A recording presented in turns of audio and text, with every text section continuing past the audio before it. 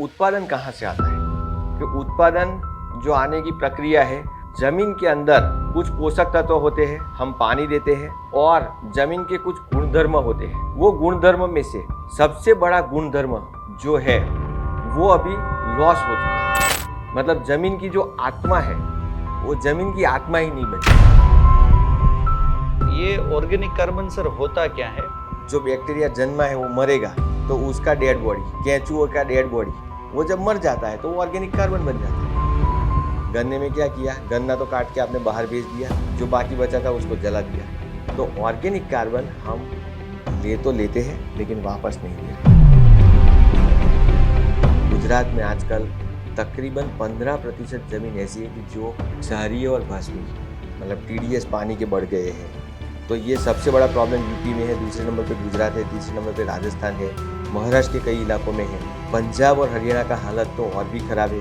5% organic carbon की जगह पे आज हिंदुस्तान में कोई भी लेबोरेटरी टेस्ट करवा लो अपने खेत का, 0.1 से लेके 0.3 निकलता है। आपने बताया बैक्टीरिया का क्या महत्व है, राइजोस्फीयर का क्या महत्व है, माइक्रोफ्लोरा का या माइक्रोफौना का क्या महत्व है। कि कोई भी आपने कचरा डाला, आपके हिसाब से वो कचरा है, उनके हिसाब से तो वो खाना है। तो क्या हम ऑर्गेनिक फार्मिंग पे जा सकते हैं या फिर ऑर्गेनिक फार्मिंग करें? तो ऑर्गेनिक मैटर बहुत महंगा है, लेकिन दूसरी ओर से देखने जाओगे कि जमीन का बंधारण बनाता है, भूमि की उर्वरकता बढ़ाता है, जमीन में जीवन बढ़ता है और एक नहीं पूरे 10-12 न्यूट्रिएंट देता है। तब जाके वो 1 टन या तो 10 टन पर एकड़ में जो आप डालते हो, और वो सीजन के लिए सस्ता नहीं पड़ेगा। लॉन्ग रेसिडुअल इफेक्ट 3 साल के लिए आप देखते हो तब सस्ता पड़ेगा। आपको एक तो सस्टेनेबल चाहिए और तुरंत रिजल्ट भी चाहिए।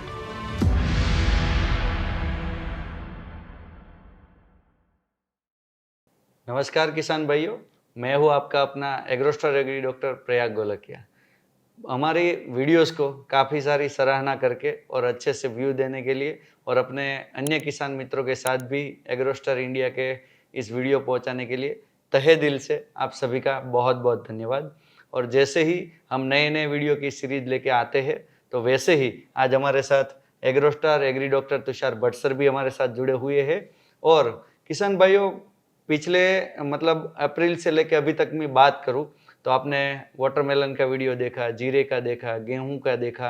ये सारे वीडियोस के अंदर बहुत सारे कमेंट भी दिए, बट एक कमेंट जो था वो सभी किसान भाइयों का कहीं ना कहीं सर बहुत कॉमन आ रहा था कि प्रोडक्शन बढ़ाने के लिए क्या टिप्स होती है, या फिर वो जीरा का वीडियो हो या फिर वो वाटरमेलन का हो या गेहूं का वीडियो। ये एक जो प्रश्न है वो बार बार आ रहा था, तो हमने आज सर को स्पेशली इन्वाइट किया है। मैं थोड़ा बहुत आपको मैं पास्ट में ले जाना चाहता हूँ। अगर मैं बात करूं तो सबसे पहले प्रोडक्शन कम आ रहे थे, तो उसके कारण हरित क्रांति आई, और जिसके कारण पहले DAP या यूरिया या नॉर्मली खाद से ही फसल पक जाती थी। बट धीरे धीरे लेके आज 2024 में आओगे तो वाटर सोल्यूबल फर्टिलाइजर आए, माइक्रो फर्टिलाइजर आए, नैनो बेस्ड फर्टिलाइजर भी आ गए। अगर मैं हर्बिसाइड की बात करूं तो कोई भी खरपतवारनाशी दवाइयाँ नहीं थी। आज देखे तो फसल के ऊपर आप छिड़काव कर सके ऐसे सिलेक्टिव खरपतवारनाशी भी आए। अगर मैं पानी की टेक्नोलॉजी के बारे में बात करूं तो सबसे पहले जो था वो फ्लड इरिगेशन यानी कि दोहरिया पद्धति से हम पानी देते थे। बट आज देखिए ड्रिप इरिगेशन है, माइक्रो इरिगेशन है और हाइड्रोपोनिक्स तक भी जो है वो किसान पहुंच गए। इन सारी टेक्नोलॉजी के बीच में कई कई क्षेत्रों के अंदर उत्पादन बढ़ा है, कई जगह पे कम हुआ है, कहीं पे टेक्नोलॉजी ने बहुत अच्छा काम किया है तो कहीं पे लिमिटेशन हुआ है। तो इन सारे प्रोज और कॉन्स के बावजूद भी हम आज 2024 के अंदर हम प्रेजेंट है, और अभी जो हम खेती कर रहे हैं उसके अंदर सर हाईएस्ट प्रोडक्शन और जमीन की उर्वरकता बढ़ाने के लिए क्या किया जा सकता है, वो हमारे किसान भाइयों को बताइए। तो प्रयाग भाई, मैं एग्रोस्टार परिवार की ओर से सभी किसान भाइयों का यहाँ पे स्वागत करता हूँ। और आपका जो प्रश्न है वो बहुत ही जटिल और बहुत ही बोलते हैं ना कि बहुत ही बड़ा प्रश्न है, लेकिन उसको छोटा करने के लिए और ऐसी टिप्स और ऐसी एक्चुअली एप्लीकेबल टेक्नोलॉजी अपना के उत्पादन बढ़ाने के लिए मैं बात करूं तो बहुत सिंपल है कि उत्पादन कहाँ से आता है। कि उत्पादन जो आने की प्रक्रिया है वो ज़मीन उसका बेस है। जमीन के अंदर कुछ पोषक तत्व होते हैं, हम पानी देते हैं, और जमीन के कुछ गुणधर्म होते हैं। वो गुणधर्म में से सबसे बड़ा गुणधर्म जो है वो अभी लॉस हो चुका है, खो चुका है, बराबर। मतलब जमीन की जो आत्मा है वो जमीन की आत्मा ही नहीं बची है। जमीन की आत्मा यानी कि हाँ, सर? जैसे आपने बताया कि टेक्नोलॉजी आ गई फर्टिलाइजर की, मतलब सिंपल फर्टिलाइजर से लेके आज नैनो टेक्नोलॉजी आ गई, पानी की टेक्नोलॉजी आ गई, फ्लड इरिगेशन से लेके आज माइक्रो इरिगेशन आ गया, बराबर। तो ऐसा सब कुछ आने के बाद भी उत्पादन क्यों नहीं बढ़ रहा है, या तो उत्पादन कहीं पे बढ़ गया, कहीं पे लिमिटेशन आ गया। तो उसका मुख्य कारण है कि जमीन की जो आत्मा है वही कहीं खो गई है, और वो आत्मा है जमीन का ऑर्गेनिक कार्बन। अच्छा, तो ये ऑर्गेनिक कार्बन सर होता क्या है, और वो जमीन के अंदर सर कितना होना चाहिए, वो हमारे किसान भाइयों को बताइए। पहले तो आप समझो कि जमीन कैसे बनी हुई होती है। कि जमीन नॉर्मली जो धरती है, धरती तो मंगल पे भी है, चंद्र पे भी है, राजस्थान के रेतीली भूमि में भी है, बराबर। जमीन तो सब जगह पे है, उसको जमीन बोलते हैं, धरती बोलते हैं। लेकिन उस पे उत्पादकता तब आती है कि जब जमीन में जान होती है। जमीन में जान होना मतलब वैज्ञानिक तौर पे मैं बताऊँ तो कुछ मिनरल्स होते हैं, मतलब पत्थर से जो पत्थर घिसा रिसा होके जो मिट्टी बनती है वो होता है, जिसमें मिनरल होता है, जैसे काओलिनाइट, मोंटमोरिनोनाइट जैसे मिनरल्स होते हैं, बराबर। फॉस्फोरस का मिनरल्स होता है, आयरन का फेरिक क्लोराइड, फेरिक सल्फेट, बराबर, आयरन पायराइट, एल्यूमिना, बराबर, सभी मिनरल्स होते हैं। सभी पृथ्वी के ऊपर सभी जो मिनरल्स होते हैं वो सभी जमीनों में प्लस माइनस कम ज़्यादा होते हैं। तो एक तो मिनरल हो गया, लेकिन इस मिनरल को विघटन करके जड़ों को अच्छी तरह से देने की जो क्षमता आती है वो जीवन से आती है। जैसे कि bacteria, Azotobacter, phosphate bacteria, potash का बैक्टीरिया, बराबर, वो सब बैक्टीरिया काम करते हैं। फिर उसमें कुछ केंचुए काम करते हैं, बराबर। तो ये सब जीवन होता है जमीन के अंदर, जिसको राइजोस्फीयर, माइक्रोफ्लोरा और माइक्रोफोना बोलते हैं, बराबर, मैक्रोफ्लोरा भी बोलते हैं। और इस सब जीवन का आधार है ऑर्गेनिक कार्बन। यानी ऑर्गेनिक कार्बन बहुत ही वैज्ञानिक शब्द है। सिंपल भाषा में बोलूँ तो कोई भी वनस्पति के अवशेष जो जमीन में है, जो बैक्टीरिया जन्मा है वो मरेगा तो उसका डेड बॉडी, केंचुओं का डेड बॉडी, बराबर, वो जब मर जाता है तो वो ऑर्गेनिक कार्बन बन जाता है। तो ऑर्गेनिक कार्बन का मेन बेस है वनस्पति के अवशेष। अच्छा, यानी कि उसको अगर हिंदी में मैं बताऊं किसान भाइयों, हम ऑर्गेनिक कार्बन का डिस्कशन कर रहे हैं, जिसको हिंदी के अंदर कई क्षेत्रों के अंदर सेंद्रीय कार्बन के नाम से भी जाना जाता है। तो ये सर जो वनस्पति वगैरह का आपने अवशेष बताया, या कई जगह पे कई किसान भाई यहाँ ऐसा भी सुना जाता है कि जो एनिमल होते हैं उसके डेट होते हैं, या फिर जो हुमस होता है, या इन सब से भी क्या ऑर्गेनिक कार्बन बनता है? सबसे कोई भी मतलब जीवंत जो था पास्ट में, चाहे वो एक छोटा सा बैक्टीरिया था, 2-5 नैनोमीटर का बैक्टीरिया था, या तो केंचुआ था 2-5 सेंटीमीटर का, या तो पौधा था जिसके पत्ते थे, जिसकी जड़ें थी, या तो कोई छोटा मोटा इंसेक्ट था जो जमीन में पड़ा था, या तो बड़ा एनिमल था, बराबर, इल्लिया थी, या कोई भी था, कोई भी बायोलॉजिकल मतलब जो जीवंत था वो मर गया, वो जमीन में पड़ा रहता है, वो सड़ता है और एक दूसरे का खाना बनता है। बैक्टीरिया किसी को खाता है, केंचुए किसी और को खाते हैं, केंचुए और बैक्टीरिया को खाने वाले भी तीसरे होते हैं, फिर चौथे होते हैं। वैसे जीवन जमीन में होता है, बराबर, एक दूसरे को खाने वाले होते हैं। और जो अपने पौधों को खाते हैं वो रोग होता है या कीटक होते हैं, जिसको हम मारते भी हैं, बराबर, लेकिन जीवन होता है। वो जीवन का आधार है ऑर्गेनिक कार्बन। कार्बन सिंपल भाषा में बोलूँ तो सड़ा गला वनस्पति का अवशेष, ये सबसे बड़ा सोर्स होता है। वो एक्चुअली क्या हुआ कि हम खेती करते गए, टेक्नोलॉजी आती गई, और टेक्नोलॉजी ने साथ सहकार दिया।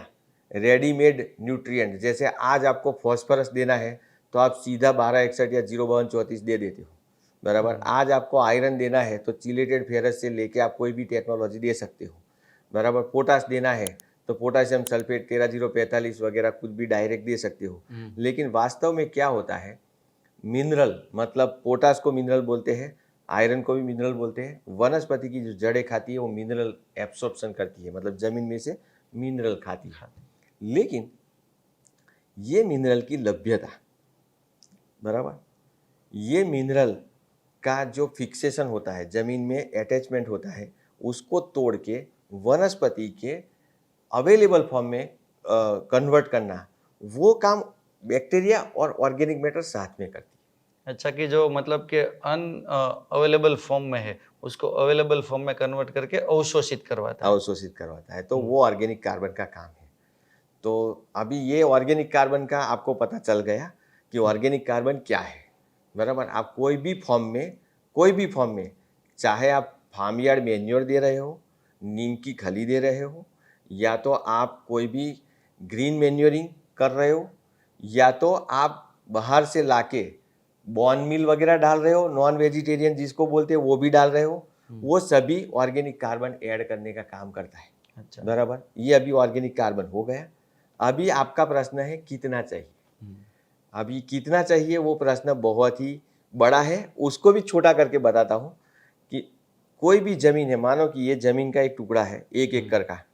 1 एकड़ जमीन के अंदर जब आप कैलकुलेशन करते हो तो लगभग 1 एकड़ जमीन एरिया में, मतलब विस्तार 1 एकड़ है, और जब डेप्थ में जाते हो, ऊंडाई, बराबर, तो आपको तकरीबन 1 फुट तक जो रूट जोन होता है, बराबर, राइजोस्फीयर जिसको बोलते हैं, वो रूट जोन में से ही पौधा सबसे ज़्यादा पानी और पोषक तत्व लेता है ऑन एन एवरेज।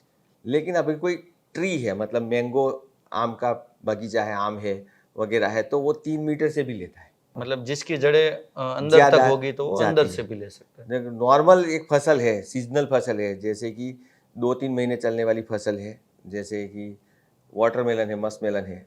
थोड़ा 4-5 महीने चलने वाली फसल है, जैसे कि जीरा है, मक्का है। जैसे 6 महीने चलने वाली फसल है, जैसे कि कोई सब्जी वाली बैंगन है, मिर्ची है, या तंबाकू जैसी फसल है, या तो कपास जैसी फसल है। तो 4-6 महीने चलने वाली फसल है, तो वो 1 फुट से लेकर 1.5 फुट तक सबसे ज़्यादा होता है। अभी बात ऐसी करते हैं, सिंपल, एकदम सिंपल वे में जाते हैं कि 1 एकड़ तुम्हारी ज़मीन है और उसको 1 फुट तक डीप में जाना है, और उसका कैलकुलेशन करें तो उसमें 5% ऑर्गेनिक कार्बन होना चाहिए। 5%। 5%। 5% ऑर्गेनिक कार्बन की जगह पे आज हिंदुस्तान में कोई भी लेबोरेटरी टेस्ट करवा लो अपने खेत का, 0.1 से लेके 0.3 निकलता है। मतलब कि जो 5% चाहिए वो मात्र और मात्र डेसिमल पॉइंट में बच गई। डेसिमल पॉइंट में आ गया है, मतलब जितना होना चाहिए उससे बहुत बहुत कम है।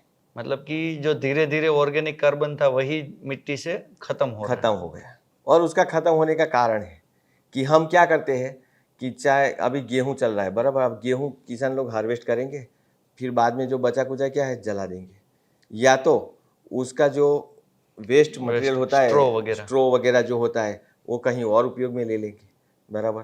तो आपने ऑर्गेनिक कार्बन निकाला, बराबर, जो सूर्य प्रकाश की शक्ति से जो ऑर्गेनिक कार्बन बना था वो निकाला, वो आपको डालना चाहिए था वापस, थोड़ा बहुत उसको देना चाहिए था ज़मीन की उर्वरकता बरकरार रखने के लिए, लेकिन हमने वो भी उपयोग कर लिया, बराबर। जैसे कपास है, कपास हमने क्या किया, कपास उत्पादन ले लिया, कपास का, रुई का, बाकी बचा क्या किया, पकड़ के उसको बाहर निकाला, इंडस्ट्री में दे दिया। शुगर केन का क्या किया, गन्ने में बहुत सारा बनता है, गन्ने में क्या किया, गन्ना तो काट के आपने बाहर भेज दिया, जो बाकी बचा था उसको जला दिया। तो ऑर्गेनिक कार्बन जलता है, तो उसके साथ ही साथ में जो पहला लेयर होता है उसमें से थोड़ा बहुत बचा कुचा होता है, जड़ें होती है, वो भी जल जाती है। दूसरा, हाँ, या तो हम इंडस्ट्री में ले जाते हैं, या तो तीसरा हम खुद उपयोग कर लेते हैं, बराबर। तो ऑर्गेनिक कार्बन हम ले तो लेते हैं लेकिन वापस नहीं दे रहे। यहाँ से मुझे एक और भी क्वेश्चन आ रहा है। आपने बोला कि गेहूं और गन्ना कटिंग करने के बाद जला देते, तो सर आपने जो राइजोस्फीयर बोला 1 फीट तक का, तो उसके अंदर भी जो फायदा कारक कोई बैक्टीरिया वगैरह उसके ऊपर कुछ इम्पैक्ट आता है कि उसके ऊपर आता है ना, क्योंकि 2 तरह से इम्पैक्ट आता है। एक तो आपने जलाया, तो जलाने के बाद जो गर्मी पैदा हुई, बराबर, कोई भी बैक्टीरिया, कोई भी जीवन है 45 डिग्री के ऊपर गया तो उसका जीना मुश्किल हो जाता है, और 50 डिग्री के ऊपर गया तो जिंदा ही नहीं रहता। मतलब कि जो काम का 1 फीट जग का राइजोस्फीयर है और जलाने से पूरे वो बैक्टीरिया खत्म हो जाए।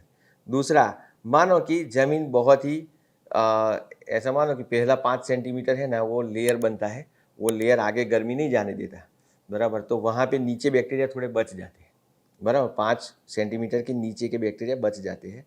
तो वो जो बैक्टीरिया बच गए तो वो भी कैसे जिंदा रहेंगे, क्योंकि उसका खाना आपने जला दिया है। Organic carbon. हाँ, तो वो 2 लॉस होता है, एक तो खुद बैक्टीरिया, फंगस, केचुआ वगैरह मर जाते हैं, और दूसरा जो उसका खाना था वो भी आपने नष्ट कर दिया। तो अभी आपको वापस डालना पड़ेगा।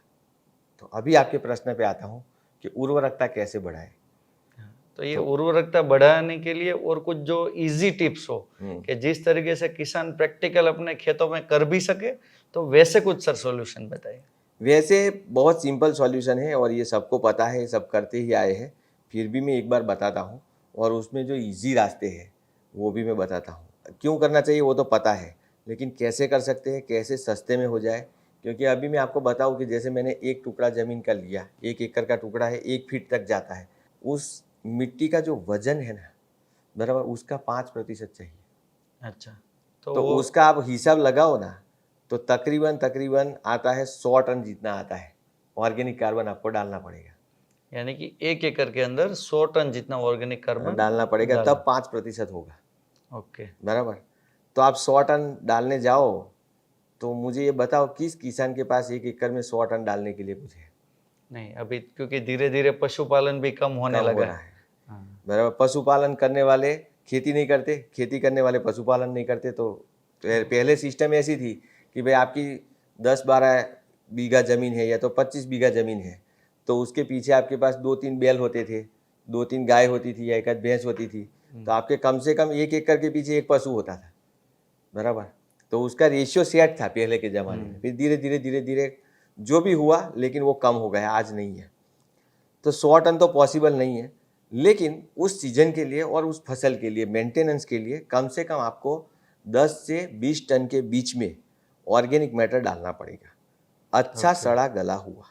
यानी कि अच्छा सड़ा 1 गला एकड़ हुआ। के अंदर जो 100 टन डालना चाहिए, बट वो आज रिक्वायरमेंट नहीं कर सकते, तो उस फसल का अच्छा सा प्रोडक्शन लेने के लिए 10 से 20 टन 10 से 20 टन डालना पड़ेगा। अभी ये आपको पहले ही डाल देना पड़ेगा, बराबर। 10 से 20 टन कम से कम आप डालो। तो उससे क्या होगा कि ज़मीन के अंदर ऑर्गेनिक कार्बन जो आपका 0.1 to 0.3% है, वो तकरीबन 1 से 1.5% पर चला जाएगा। अभी इतना भी बढ़ा तो भी जो लाइफ नहीं थी ज़मीन में, जीवन नहीं था, वो जीवन वापस फूलने फलने लगता है।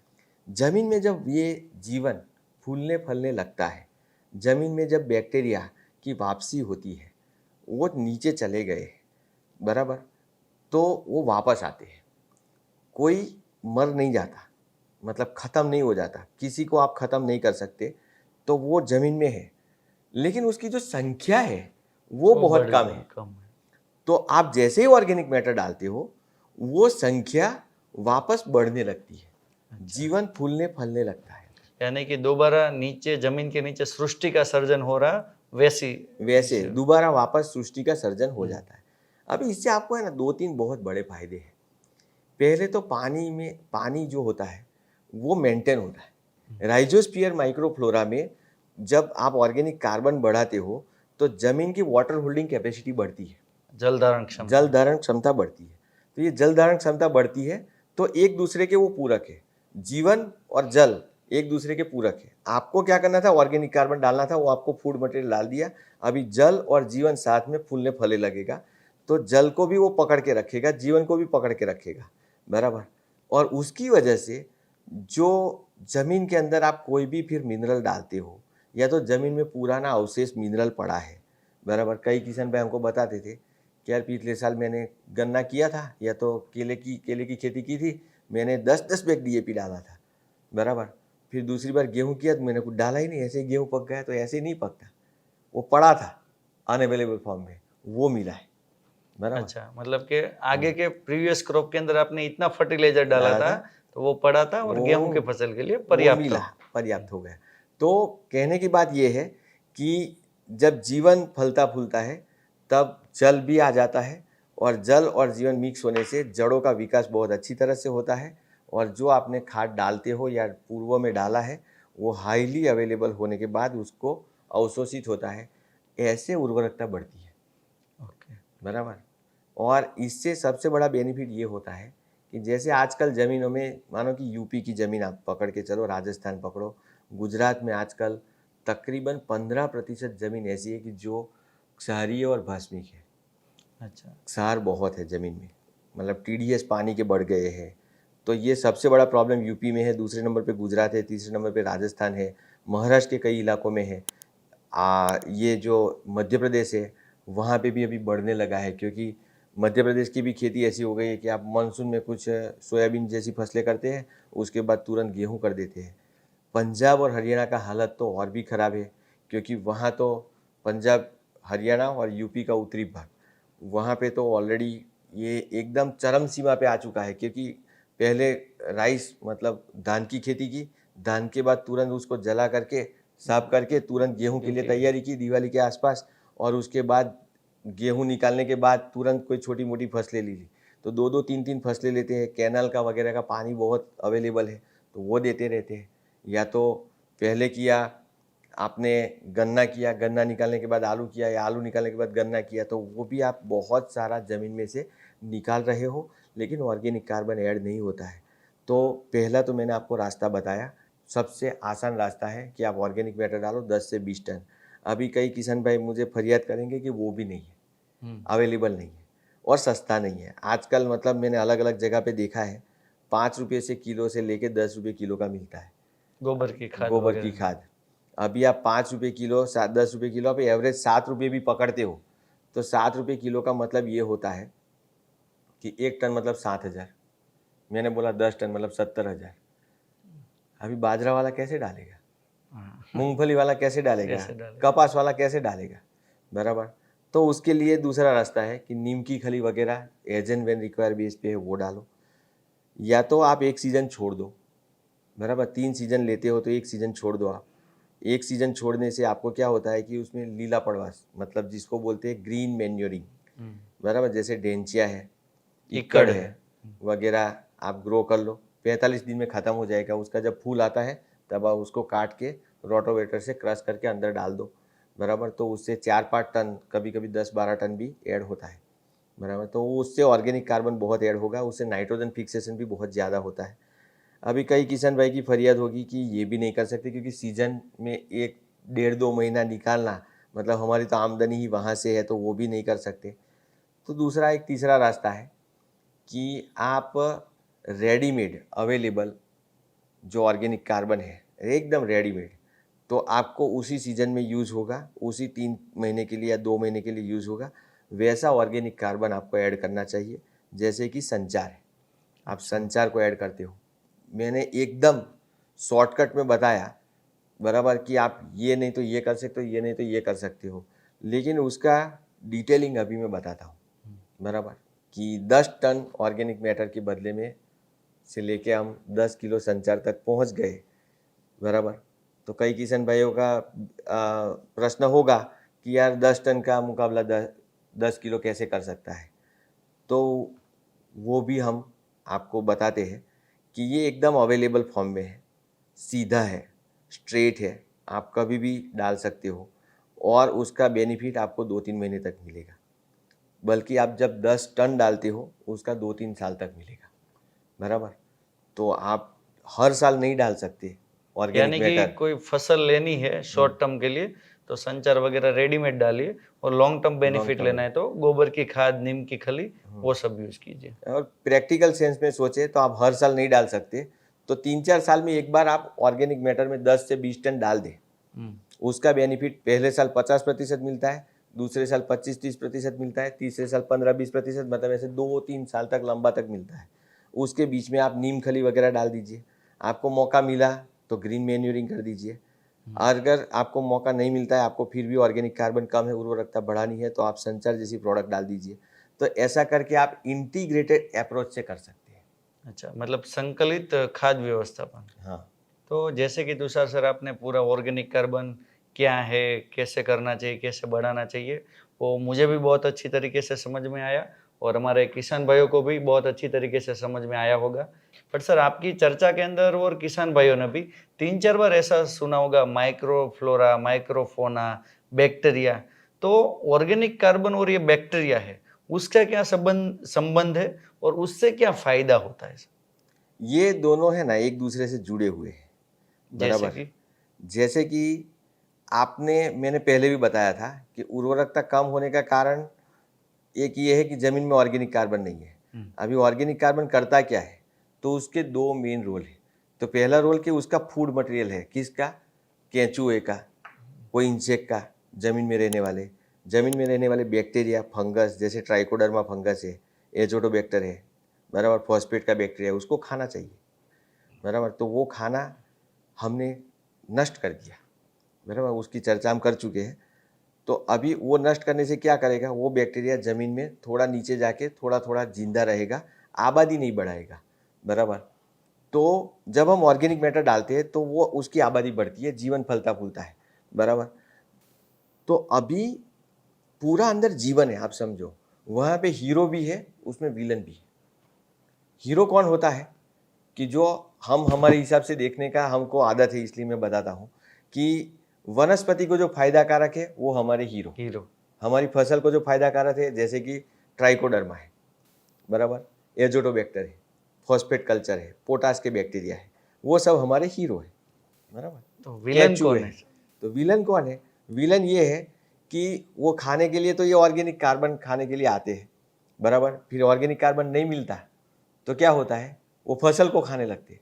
फसल की भी जड़ें होती है, जड़ें थोड़ी बहुत मरती है, तो ये विल्ट की फंगस, उखेड़ा की फंगस, जड़गलन की फंगस, बराबर, फ्यूजेरियम है, राइजोक्टोनिया है, स्क्लेरोशियम है, बराबर, कुछ बैक्टीरिया है जो उसको, जैसे जेंथोमोनास बैक्टीरिया है, वो फसल को खाने लगते हैं, तो वो विलन है। कुदरती तौर पे ये दोनों का एक बैलेंस रहता है कहीं ना कहीं, हीरोज और विलन का। तो हीरो को ज़्यादा बढ़ाने के लिए आपको अच्छे हीरो बाहर से भी ला के डालने पड़ेंगे, अच्छा, बराबर, क्योंकि आपको पता नहीं कि क्या नष्ट हुआ है, क्या अच्छा है, क्या बुरा है। तो आप जब ऑर्गेनिक कार्बन डालते हो तो आपको बैक्टीरिया भी डालना पड़ता है, बैक्टीरिया का रोल है। दूसरा रोल ऐसा है कि आप, ये तो पृथ्वी है, बराबर, जहाँ पे थोड़ा बहुत भी जीवन है। राजस्थान के रण में भी चले जाओ, बराबर, मरुभूमि में भी चले जाओ आप, वहाँ पे भी जीवन होगा। सहारा के डेजर्ट में चले जाओ, वहाँ पे भी थोड़ा बहुत जीवन होगा, आपने देखा होगा डिस्कवरी वगैरह पे, बराबर। लेकिन आप है ना एक पौधा चांद की जमीन पे लाके रख दो और 10 साल के बाद भी जाओ तो वैसा का वैसा ही रहेगा। सूख जाएगा, पानी कम ज़्यादा होगा, बराबर, सूख जाएगा, बराबर, लेकिन उसको कोई टच नहीं करेगा क्योंकि वहाँ पे जीवन है ही नहीं।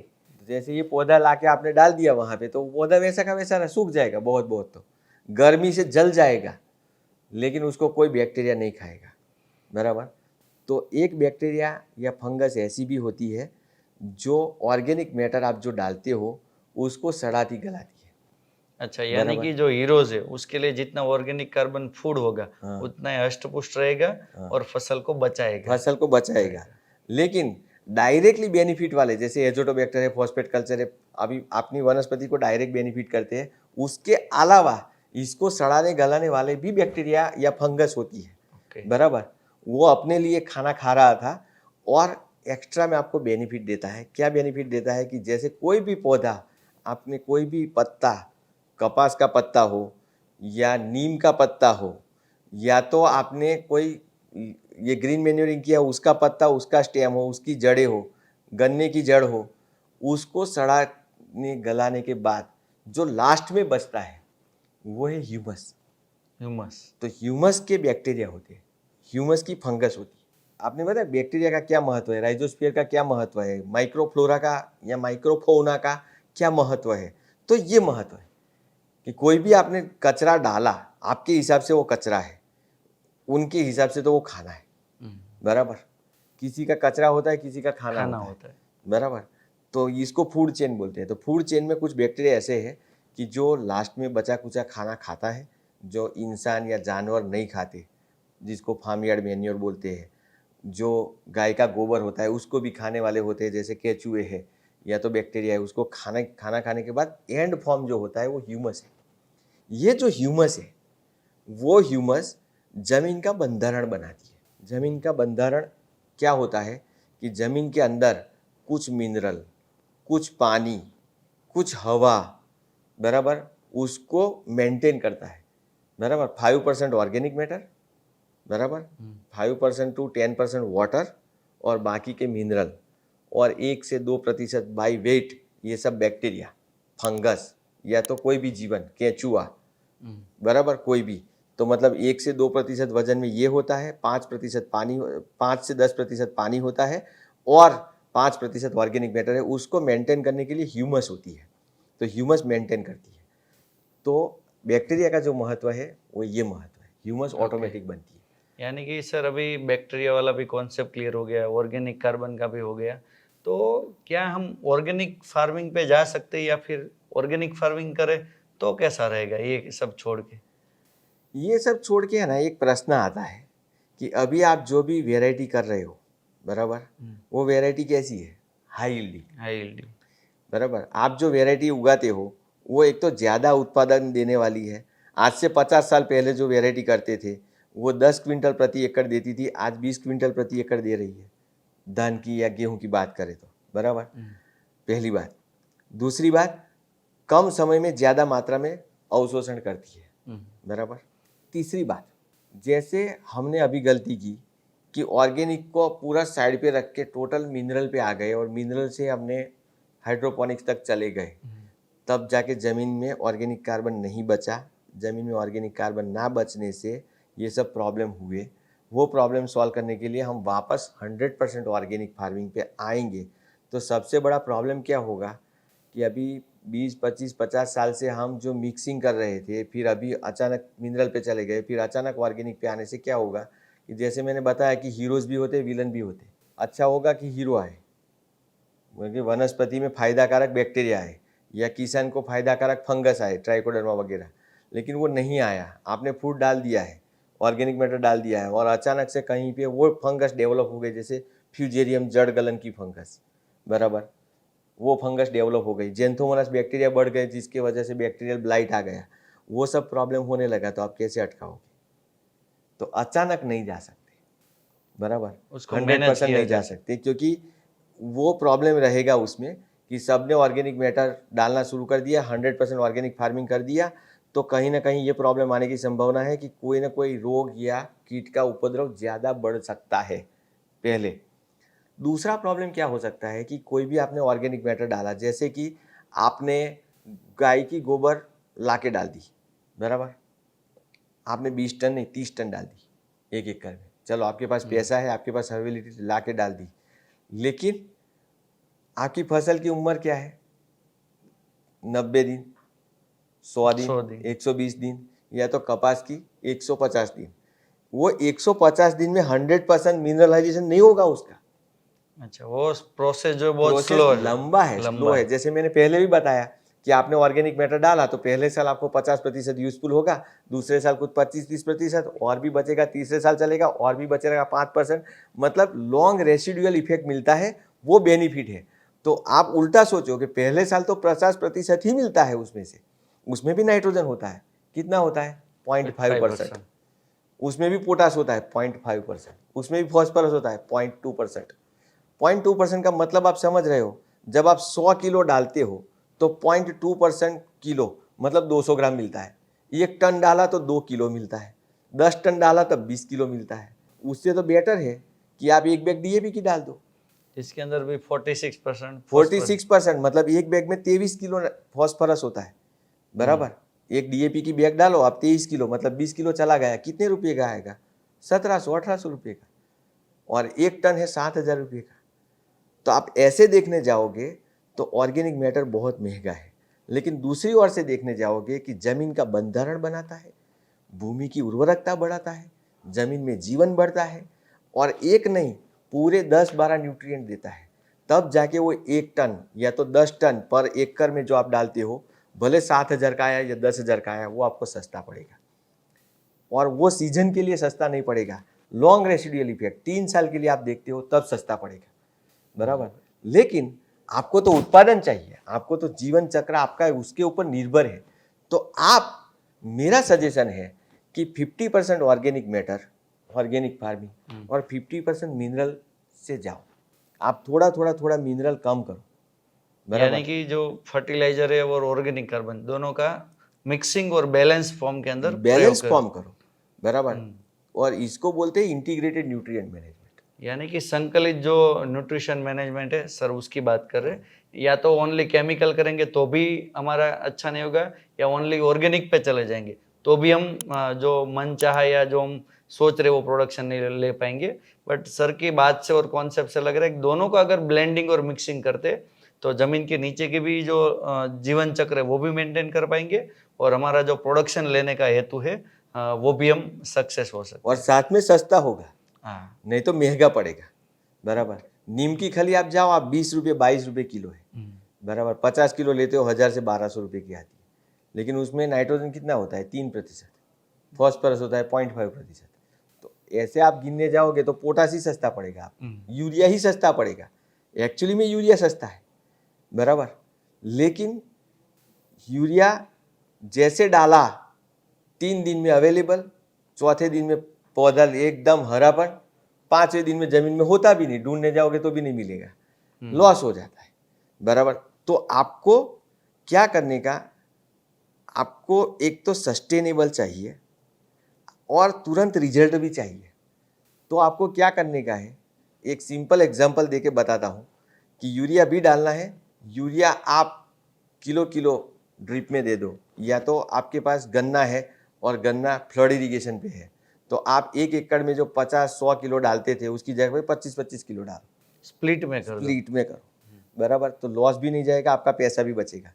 दूसरा, ऑर्गेनिक कार्बन जमीन में है तो उसको पकड़ के भी रखेगा। जो 5 दिन में अवेलेबल होकर लॉस होने वाला है वो 10, 12, 15 दिन तक चलेगा। तो इससे उल्टा फॉस्फोरस है, फॉस्फोरस डीएपी की आप बैग डालते हो 12 से 15 या 18 दिनों के बाद अवेलेबल होता है। अगर अच्छा। ऑर्गेनिक मैटर होगा तो तुरंत अवेलेबल हो जाएगा 5वें दिन पे, और लॉन्ग रेसिडुअल इफेक्ट भी, मतलब 1 महीने तक भी असर उसकी मिलेगी। तो आपको इंटीग्रेशन करना है कि इसका सेंद्रीय ऑर्गेनिक कार्बन भी डालना है, ऑर्गेनिक मैटर भी डालना है, जो भी फॉर्म में आप डालते हो, मिनरल भी डालने हैं, बराबर। बाहर से जो भी फर्टिलाइजर उर्वरक मिनरल है वो भी डालना है, और बैक्टीरिया भी डालना है। बैक्टीरिया डालने से मिनरल पे काम होगा और ये ऑर्गेनिक पे भी काम होगा, ह्यूमस बरकरार रहेगा। तीनों 3 डालने से आपको जमीन की उर्वरकता बढ़ेगी, फसल का उत्पादन बढ़ेगा। हाँ सर, जैसे कि आपने बताया कि भाई कार्बन भी डालना, ये तीनों चीजें करनी, तो उससे किसान भाइयों का खर्चा नहीं बढ़ेगा क्या सर? ये बहुत इंपॉर्टेंट प्रश्न है। इसमें क्या है कि प्रयाग भाई, आप किसानों के बीच में काम करते हो इसलिए आपके दिमाग में ये प्रश्न आया कि आपको ऑर्गेनिक भी डालना है, नीम पेंट भी डालो, नीम की खली वगैरह भी डालो, गाय का गोबर भी डालो, बराबर। उसके साथ में DAP, urea fertiliser, nano fertiliser तक भी डालो, और तीसरा आप बैक्टीरिया भी डालो, बराबर। तो उससे खर्चा नहीं बढ़ता है एक्चुअली में। अगर आप सोचे समझे बिना कुछ भी डाला तो बढ़ता है। लेकिन आप है ना, एक सिंपल सा शेड्यूल में बताता हूँ। पहले ज़मीन में ऑर्गेनिक मैटर डाल दो, इसको अवेलेबल होने में 2 महीने, 3 महीने, 4 महीने का वक्त लगेगा, ज़मीन का बंधारण बन जाएगा। और उसके साथ बैक्टीरिया वगैरह डाल दो, वो मतलब एजोटोबैक्टर डाला आपने, फॉस्फेट कल्चर डाला, पोटास का बैक्टीरिया डाला, ट्राइकोडर्मा डाला, वो सब उसके साथ डाल दो। और अभी आपका मेन फंडामेंटल जो ज़मीन को जीवंत करना है वो टारगेट आपका हो गया। फिर धीरे धीरे धीरे धीरे धीरे धीरे जैसे ही आपका फसल प्रोग्रेस करता है, जैसे कि जर्मिनेशन आया, जड़े का विकास हुआ, तो आप उस टाइम पे फॉस्फोरस डालो। फिर वृद्धि विकास करने लगा, तब जो आप यूरिया की 2-3 बैग डालते हैं उसकी जगह पे 25-25 किलो डालो, या तो ड्रिप में है तो किलो 2 किलो के हिसाब से दे दो। उसके बाद में आगे बढ़ते हो, बराबर, तो आपको फ्लावरिंग आया तो उस टाइम पे जिंक का स्प्रे कर दो थोड़ा सा, या तो ज़मीन में थोड़ा सा डाल दो। आपको ज़रूरत महसूस होती है तब करो। मैं ऐसा नहीं बोला कि आपको डालना ही डालना है, आपको जब ज़रूरत महसूस होती है धीरे धीरे धीरे धीरे धीरे चलाते रहो। तो ऐसा करने से खर्चा भी कम होगा, सस्टेनेबिलिटी भी मिलेगी, लॉन्ग टर्म रेसिडुअल इफेक्ट भी मिलेगी, ज़मीन की जो उर्वरकता है वो भी बढ़ेगी। आपने जो मिनरल डाला है वो 100% अवेलेबल होगा। मतलब आप जो पास्ट में 2-2, 3-3, 5-5 बैग, कई किसानों को मैंने देखा है गन्ने में 20-20 बैग फर्टिलाइजर की डालते हुए देखा है 1 एकड़ में, तो वो 20 की कम हो जाएगी। तो मैं ऐसा बोलता हूँ कि आपको इंटीग्रेशन भी करना है और सेविंग भी करना है। अगर उसके लिए आपको चाहिए कुछ, मतलब तो हम मदद करने के लिए तैयार है कि किस फसल में कितना डालना चाहिए वो सब। लेकिन आपको फंडामेंटल जमीन को उर्वरकता बढ़ाने की बात हो रही है, जमीन में ऑर्गेनिक कार्बन बढ़ाने की बात हो रही है, तो आपको ऑर्गेनिक मैटर डालना पड़ेगा, आप डालो। उसके साथ बैक्टीरिया डालो। बाद में फसल की बुआई से लेके आगे तक आपको जहाँ जहाँ मिनरल की ज़रूरत है वो आप कर सकते हो। तो सर जैसे अभी आपने खर्चे वाली भी बात बता दी और किसान भाई समझ भी गए होंगे। तो सर एक दूसरा भी मेरे मन में प्रश्न आता है, जैसे कि गन्ना है, पपीता है या आम है या ऑर्चर्ड वाली जो फसल होती है जिसका 1-1 साल तक फसल चक्र चलता है और मान लो कि वो 2 या 3 महीने की है, साढ़े 3 महीने की है, उसके बीच के अंदर उसका ऑर्गेनिक कार्बन उस मिट्टी का और उस फसल के लिए उपयोगी हो सके, तो वैसा कुछ क्या कर सकते हैं किसान भाई? वैसा करने का हो सकता है एक्चुअली, क्योंकि ये लंबी चलने वाली फसल है। मानो कि आपने कोई फसल ऐसी है जैसे पपीता है या केला है, तो शुरुआत में किसान लोग क्या करते हैं, मतलब ये एकदम प्रैक्टिकल में बताता हूँ कि पहले उसको फंगस के लिए फंजीसाइड, इंसेक्टिसाइड वगैरह डालना पड़ता है। तो आपने जो बैक्टीरिया डाला था वो तो मर जाएगा, मर जाए। बराबर। तो हो सकता है कि आपने बायोलॉजिकली किया हो तो नहीं भी मरता है, लेकिन आपको 3 महीने 4 महीने के बाद जब फसल एक्टिव ग्रोथ स्टेज में आती है तब उसकी जड़ें बहुत ज़्यादा फैलती है, बराबर। जैसे मिर्ची वगैरह है वो उसकी तो जड़ें बहुत सीमित रहती है, लेकिन गन्ना वगैरह है तो उसकी जड़ें, जैसे मैंने बोला, 1 से 1.5 फीट की जगह पे 3-3 फीट तक जाती है, 3-3 फीट तक इधर फैलती है, बराबर। आम है, बगीचा है, बागवान है, अनार है वगैरह में बहुत जड़ें फैलती है, बहुत एक पूरा जालीनुमा हो जाता है जड़ों का। तो वहाँ पे कहीं ना कहीं ऑर्गेनिक मैटर नहीं डाला है, या तो डालने के बाद वो जड़ों के पास ऑर्गेनिक मैटर नहीं है, तो वहाँ पे प्रॉब्लम होने की संभावना है। तो उसके लिए अभी थोड़ा साइंस भी प्रोग्रेस किया है, तो उसके लिए अवेलेबल ह्यूमिक एसिड वगैरह भी है, बराबर, वो आप डाल सकते हो। लेकिन कई किसानों के अनुभव भी है, मैंने कई फील्ड में घूमा हूँ तो कई किसान भाइयों का भी देखा है मैंने, तो वो लोग क्या करते हैं, स्लरी बनाते हैं। ये स्लरी क्या होती है हाँ, सर? तो स्लरी बहुत सिंपल है। आपको 200 लीटर पानी के अंदर थोड़ा सा गाय का गोबर 2-5 किलो, कोई जीवामृत के स्वरूप में डालता है, कोई स्लरी के स्वरूप में डालता है, लेकिन मेन फंडामेंटल ऐसा है कि थोड़ा गाय का गोबर, थोड़ी नीम वगैरह की खली, उसमें ट्राइकोडर्मा जैसी फंगस, बैक्टीरिया है, जोटोबैक्टीरिया, फॉस्फेट कल्चर या तो फिर सूडोमोनास बैक्टीरिया, और उसको खाने के लिए थोड़ा सा गुड़, बराबर। ऐसा हर एक की बहुत सारी उसमें टेक्निक है, बहुत सारे के अनुभव है, लेकिन उसका कॉमन फंडामेंटल ये है कि आपके 200 लीटर पानी में थोड़ा सा ऑर्गेनिक कार्बन होता है जो गाय के गोबर या तो कैस्टर या नीम की नीम की खली से खली से। आता है। दूसरा होता है उसमें थोड़ा सा गुड़, बराबर, या तो ग्राम का मतलब चने का आटा होता है, तो उससे मतलब ऑर्गेनिक कार्बन है। और बैक्टीरिया जो डालते हैं उसको खाने के लिए आपने थोड़ा सा 2 किलो जितना 200 लीटर में गुड़ डाल दिया है, तो वो जो स्लरी बनती है वो स्लरी 7-8 या 10 दिनों में तैयार हो जाती है। कोई ट्यूब ला के भी बनाता है, कोई बैरल में बनाता है। किसी के पास कुछ ना हो तो सिंपल ही 200 लीटर के बैरल में आप इतनी चीज़ें डाल दो, थोड़ा सा गोबर, थोड़ी सी छाछ वगैरह डाल सकते हो, थोड़ा सा गुड़ डाल सकते हो, वो डाल के बंद कर दो, बराबर। बंद करने के बाद 7-8 दिन के बाद देखोगे तो पूरा एकदम लिक्विड हो जाएगा, प्रवाही, और सड़ जाएगा। सड़ जाएगा। तो वो इंस्टेंट होता है, तुरंत, बराबर। तो वो आप ड्रिप में बहा सकते हो, या तो ड्रेंचिंग कर सकते हो, बराबर, या तो पानी के साथ बहा सकते हो। इससे क्या होगा कि जहाँ पे ऑर्गेनिक मैटर थोड़ा बहुत कम है तो वो 1-2 महीने 3 महीने के लिए काम चल जाएगा आपका, 2-3 महीने के लिए, बराबर। तो फिर आप दूसरी भी बना के डाल सकते हो। लेकिन खास इम्पोर्टेंट ये है कि आप ऐसा भी कर सकते हो, और इंस्टेंट बढ़ाने के लिए आप ह्यूमिक एसिड जैसे कि ह्यूमिक पावर NX है या तो रूट फ्लो है वगैरह का भी प्रयोग कर सकते हो। इसमें मैं टू बी फ्रैंक बताऊँ, बहुत सारी पद्धतियाँ मैंने बताई है, लेकिन लंबी चलने वाली फसलों के लिए, बराबर, जैसे गन्ना है, केला है, पपीता है, या तो ऑर्चर्ड फसल है जैसे अनार है, लेमन है, सिट्रस कोई क्रॉप लिया है आपने, तो वो सब फसलों के लिए आपको ये सब करना पड़ेगा। तो बहुत बहुत धन्यवाद तुषार सर, आपने साइंटिफिक, ट्रेडिशन, जुगाड़ू और देसी सारी पद्धति से कैसे हम प्रोडक्शन हाई ले सके और ऑर्गेनिक कार्बन बढ़ा सके, उसके अंदर बहुत संक्षिप्त और बहुत अच्छे से समझाया। और मुझे आशा है किसान भाइयों आपको भी बहुत अच्छे से समझ में आया होगा। और उसके बावजूद भी ये चर्चा में कोई प्रश्न या कॉन्सेप्ट आपको समझ में नहीं आया है तो कमेंट बॉक्स में भी आप प्रश्न पूछ सकते हैं। और आपके कोई फसलों के अंदर ऑर्गेनिक कार्बन बढ़ाने के लिए कुछ डिटेलिंग के अंदर चाहिए तो वो भी प्रश्न डाल सकते हैं। और ये वीडियो कैसा लगा आप लाइक, शेयर और सब्सक्राइब करके बताइए। और अपने अन्य किसान मित्र हैं उसके साथ इस वीडियो को शेयर भी कीजिए। और एग्रोस्टार इंडिया जो यूट्यूब चैनल है उसको आपने सब्सक्राइब नहीं किया है तो सब्सक्राइब कर लीजिए और ऊपर जो बेल आइकॉन है उसके ऊपर भी क्लिक कीजिए। और साथ साथ में मैं ये बताना चाहता हूँ कि ये वीडियो के बावजूद भी और कौन से टॉपिक के ऊपर आपको वीडियो पसंद है और हम बनाए तो वो भी आप कमेंट सेक्शन के अंदर बता सकते हैं। और तब तक हम आपसे विदा लेते हैं। हाँ, जय जवान जय किसान।